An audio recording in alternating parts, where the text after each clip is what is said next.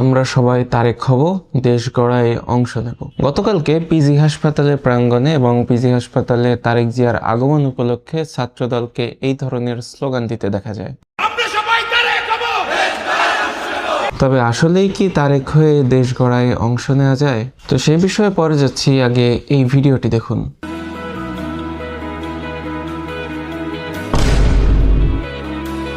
এবার এই ভিডিওটি দেখুন।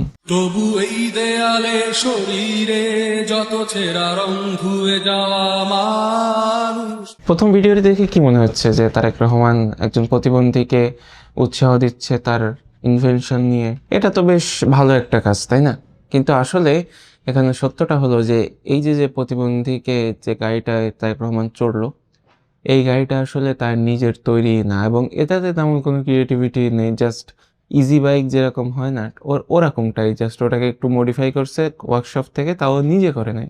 পাশাপাশি ওর আরও কিছু ইনভেনশন আছে, যেমন যে গিটার বানাইছে, কিন্তু এটা আসলে ছোট মানুষের যে গিটার আছে না, সুইচ চাপলে বাজনা বাজে, ঠিক ওই গিটারটাকে ও একটু খাফরাটা চেঞ্জ করে মডিফাই করছে। এটাই হচ্ছে ওর আবিষ্কার। আমি এখানে ওর কোনো দোষ দিচ্ছি না বা ওকে আমি ছোট করতেছি না।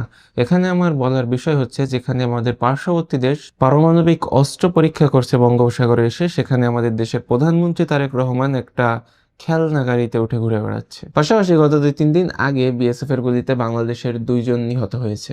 আমরা যদি বাংলাদেশের ইন্টারিম গভর্নমেন্টের দিকে তাকাই, তার আমলে অর্থাৎ ডক্টর ইউনূসের সময় কিন্তু এই বিএসএফই বাংলাদেশের মানুষের হাতে আটক হয়েছিল এবং বাংলাদেশের মানুষের হাত পাও ধরে, বাংলাদেশ সেনাবাহিনীর হাত পাও ধরে তাকে দেশ থেকে পালাতে হয়েছিল। তো এবার আসা যাক যে আসলে তারেক রহমান হয়ে কি আসলে দেশ গড়ায় অংশ নেওয়া সম্ভব, যেখানে আমাদের প্রধানমন্ত্রী হচ্ছেন সালাউদ্দিন আহমেদ। বাংলাদেশের সব থেকে অবহেলিত এবং গুরুত্বপূর্ণ 2টি সেক্টর হচ্ছে শিক্ষা এবং চিকিৎসা, যা পুরোপুরি দুর্নীতিগ্রস্ত।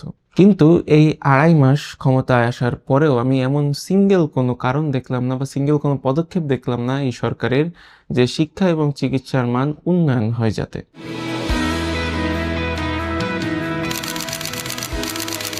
এই দীর্ঘ 2.5 মাসের মাথায় এই গতকালকে তারেক রহমান পিজি হসপিটাল পরিদর্শনে গিয়েছে। তবে এখানে গিয়ে আমার প্রাণপ্রিয় ছাত্রদলের ভাইয়েরা যা করেছে, তাতে রোগীরা তো হয়রানির শিকার হয়েছেই, পাশাপাশি সাধারণ মানুষেরও জনজীবন অতিষ্ঠ করে তুলেছে। একটা হসপিটালের পরিবেশ সাধারণত কোয়াইট, সাইলেন্ট থাকতে হয়, কিন্তু এখানে গিয়ে তারা যে স্লোগান দিচ্ছে, এটাতে হসপিটালের পরিবেশ একদমই ঘোলাটে হয়ে যাচ্ছে।